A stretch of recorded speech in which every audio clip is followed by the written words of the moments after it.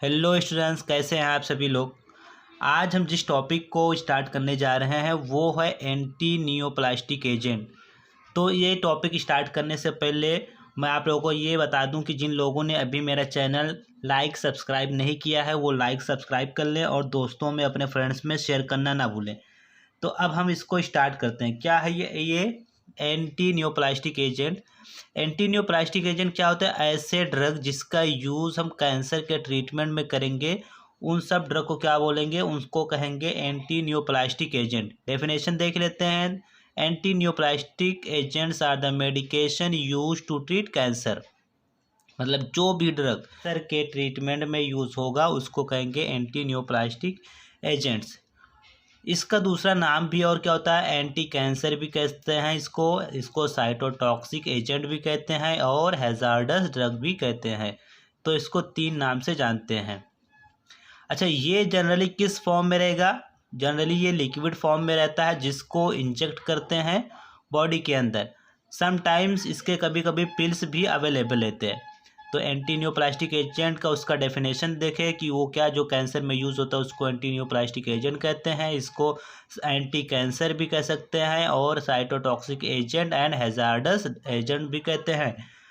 ये liquid form में रहता है। कभी इस लिक्विड को बॉडी के अंदर इंजेक्ट करते हैं और कभी कभी ये समटाइम्स कैसे रहता है? पिल्स फॉर्म में भी रहता है। ये हो गया एंटी कैंसर का डेफिनेशन। अब समझ लेते हैं कि कैंसर क्या चीज़ है। कैंसर जो डिजीज़ है वो क्या है। तो कैंसर हम कब कहेंगे कि बॉडी के अंदर कैंसर हो गया है, उसका डेफिनेशन देख लेते हैं। कैंसर, अब कैंसर क्या है? It is a disease involving an abnormal and uncontrolled cell division in the most of the normal body cells. Cancer में जनरली होता क्या है कि कोई भी बॉडी की सेल है, बॉडी सेल में अगर नॉर्मल ग्रोथ होगा तो कोई प्रॉब्लम नहीं है। बट क्या होता है, समटाइम्स कोई एक सेल डैमेज हुई तो ये सेल अपने बाजू वाले सेल को, अपने साइड वाले सेल को इन्फेक्ट करेगी, ये अपने साइड वाले सेल को, ये अपने साइड, ये पूरा चेन चलता रहता है।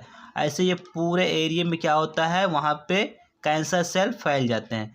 तो वही चीज़ लिखा कि एब नॉर्मल सेल कैसी हो गई है? ये एब नॉर्मल है और अनकंट्रोल, इसका जो ग्रोथ है, इसका डिवीज़न वो अनकंट्रोल, उसके ऊपर कोई भी कंट्रोल नहीं रहता है। तो इस तरीके से क्या होगा, वो abnormal and uncontrol cell division होता है। किस में होगा? Most of the normal body cell. ऐसे सेल में जो पहले नॉर्मल थी बट अब वो क्या हो गई है? एब नॉर्मल हो चुकी है। तो ऐसे सेल को क्या बोलेंगे? Cancer cell. The new cell growth invade the surrounding structures. जो नए सेल बनेंगे इससे, यहाँ से सेल ग्रोथ होगा दूसरे सेल में, तीसरे सेल में, ऐसे तो वो सराउंडिंग सेल को भी इन्फेक्ट करेंगी। जो कैंसर सेल होती हैं वो 2 टाइप्स की होती हैं। एक होती है बिनाइन, एक होती है मैलिग्नेंट। तो बिनाइन वाली क्या होती है? बिनाइन मीन्स थोड़ी सी जिसके अंदर दया भावना हो। तो benign tumours does not metastasise. मतलब ये क्या होगी? बिनाइन वाली पूरे बॉडी में नहीं होती, किसी एक बॉडी पार्ट में होती है और उतने के अंदर वो रह जाती है, पूरे स्प्रेड नहीं होती है। Spread of cancer to the other location. तो क्या होगा? Do not spread of cancer to the other location. ये हो गया बिनाइन। दूसरा क्या होता है? मैलिग्नेंट वाली क्या होती है? डू मेटास्टाइज, मतलब कि वो क्या होगी? पूरे बॉडी के अंदर स्प्रेड होगी, तो ये होगी मैलिग्नेंट। तो बिनाइन और मैलिग्नेंट हम लोग समझ चुके हैं। अब हम जो समझेंगे the most common type of cancer. अब मोस्ट कॉमन टाइप कैंसर क्या क्या होता है? Carcinoma, sarcoma, leukaemia, lymphoma, germ cell tumour या जर्म सेल कैंसर। तो कार्सिनोमा जनरली किसको कहेंगे? अगर लंग कैंसर है, ब्रेस्ट कैंसर है, ये सब किसके अंदर आते हैं? कार्सिनोमा के अंदर। बोन में या कार्टिलेज में प्रॉब्लम आती है तो उसको कहते हैं सार्कोमा। ल्यूकेमिया, ब्लड कैंसर को ल्यूकेमिया बोलते हैं। लिम्फोमा, अगर लिम्फ नोड में होता है कोई कैंसर हो जाता है लिम्फ नोड में तो इसको लिम्फोमा बोलेंगे। जर्म सेल कहाँ पे होता है? टेस्टिस में होता है और ओवरी। तो टेस्टिस और ओवरी में कोई कभी कैंसर हुआ तो इसको जर्म सेल ट्यूमर कहेंगे। तो ये मोस्ट कॉमन टाइप कैंसर है जिसमें carcinoma, sarcoma, leukaemia, lymphoma, germ cell tumour ये आते हैं। अब हम ये समझेंगे कि कैंसर अगर किसी चीज़ से होता है, सपोज़ अगर कोई चीज़ कैंसर काज करती है तो वो उसको हम क्या टर्म, उसको हम किस नाम से बुलाएंगे, तो उसको हम कहते हैं कार्सिनोजेंस। कार्सिनोजेन क्या होते हैं? Carcinogen is an agent with the capacity to cause cancer in human. ऐसे एजेंट जो कैंसर कॉज करेगा उसको क्या बोलेंगे? कार्सिनोजेन के नाम से हम जानते हैं। वो रेडिएशन हो सकता है, टोबैको की वजह से होता है, एंड एफ्लाटॉक्सिन, ये एक फंगस से ऑब्टेन होता है जिसकी वजह से कैंसर होता है। तो रेडिएशन से सबको पता है, रेडिएशन से कैंसर हो जाता है, तंबाकू खाने से कैंसर हो जाता है, mouth cancer, lung cancer, smoking से। तो ये सब क्या कहलाएंगे? कार्सिनोजेन। जिसकी वजह से हो रहा है वो खुद क्या कहलाएगा? कार्सिनोजेन कहलाएगा। अब जो इसमें टॉपिक आता है वो इसके ड्रग पढ़ने की। अब इसमें कौन कौन से ड्रग है, तो ड्रग में भी उसको क्लासीफाई किया गया ना। पहला क्लास उसका है एल्काइलेटिंग एजेंट, दूसरा क्या है? एंटी मेटाबोलाइट्स, थर्ड इसमें क्या है? एंटीबायोटिक्स है, फिर क्या है? हार्मोन्स है, प्लांट प्रोडक्ट है, मिसलेनियस है। अब जितने भी इसमें क्लासिफिकेशन है सबके अलग अलग ड्रग हैं, सबको हम लोग देख लेते हैं क्या क्या उसमें। एल्काइलेटिंग एजेंट में क्या क्या है? मेक्लोरिथामाइन है, साइक्लोफॉस्फामाइड है, मेल्फालेन है, क्लोरेम्ब्यूसिल है, ब्यूसल्फेन है, थायोटेपा है। एंटी मेटाबोलाइट्स में क्या क्या आता है? मर्केप्टोप्यूरिन, मेथोट्रेक्सेट, फ्लोरोयूरेसिल, सिटाराबिन, एजाथाइप्रिन।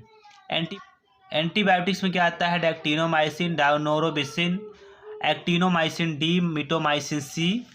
एंड हार्मोन में क्या आता है? मीटोटेन आता है, फ्लूटामाइड आता है, टेस्टोलैक्टोन आता है। प्लांट प्रोडक्ट में क्या आएगा? विनक्रिस्टिन, विनब्लास्टिन आएगा। एंड मिसलेनियस में सिस प्लेक्टिन आता है और हाइड्रोक्सिल यूरिया। तो ये सब क्लासिफिकेशन हो गया, उसके सभी ड्रग हो गए। अब हम इसको क्या करेंगे? एक एक करके इसके स्ट्रक्चर और डिटेल में पढ़ेंगे, ठीक।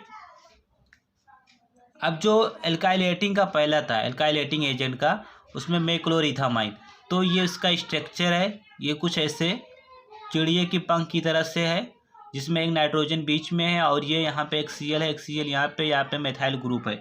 तो इसका ये स्ट्रक्चर है मेक्लोरिथामाइन का। इसके स्टोरेज क्या है? It should be store in refrigerator. इसको क्या कहना, ये लिक्विड फॉर्म में रहता है, तो इसके लिए क्या चाहिए? फ्रीज में इसको रेफ्रिजरेटर में रखना है, लो टेम्परेचर पे। इसका ये स्टोरेज हो गया। इसका यूज़ कहाँ पे करेंगे? हॉडकिंस डिजीज़ में, और कहाँ पे? लिम्फोसार्कोमा में, ल्यूकेमिया एंड ब्रोंकोजेनिक कार्सिनोमा।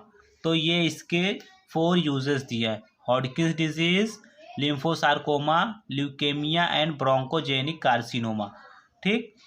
इसका फॉर्मुलेशन कैसा कैसा रहेगा? इंजेक्शन फॉर्म में आता है, जेल फॉर्म में आता है और ऑइंटमेंट फॉर्म में आता है। इसका ब्रांड नेम क्या है? मस्टार्जेन। तो ये इसके स्टोरेज पढ़ लिए, यूजर्स देख लिए, फॉर्मुलेशन हो गया, ब्रांड नेम हो गया। नेक्स्ट जो ड्रग आएगा वो है मर्केप्टोप्यूरिन। नेक्स्ट ड्रग क्या है? मर्केप्टोप्यूरिन। मर्केप्टोप्यूरिन जहाँ SH ग्रुप आता है उसको कहते हैं मर्केप्टो। तो मर्केप्टोप्यूरिन क्या है? Is a purine derivative. इसके नाम में भी आता है प्यूरिन, तो मतलब कि ये प्यूरिन से बनाया गया है, जो क्या कंटेन करेगा? Mercapto group. Mercapto means SH group contain करेगा। किस पोजीशन पे? 6 पोजीशन पे SH ग्रुप कंटेन करता है। इसके स्टोरेज में क्या क्या आएगा? It should be store in air tight container, protect from direct sunlight. इसको लाइट से बचा के रखना है, लाइट के कांटेक्ट में नहीं आने देना है। अगर लाइट के कांटेक्ट में आएगा तो क्या होगा? ये खराब हो जाएगा। फिर आएगा इसका डोजेस फॉर्म। तो डोजेस फॉर्म में टैबलेट का रहता है, 50 mg टैबलेट इसका आता है, और इसको यूज़ करेंगे कहाँ पे? ल्यूकेमिया, ब्लड कैंसर में इसको यूज़ करते हैं। इसका जो ब्रांड नेम है वो क्या है? प्यूरिनथॉल। प्यूरिन डेरिवेटिव है, इसीलिए उसी के नाम पे इसका ब्रांड नेम भी है प्यूरिनथॉल, ये इसका डेरिवेटिव है।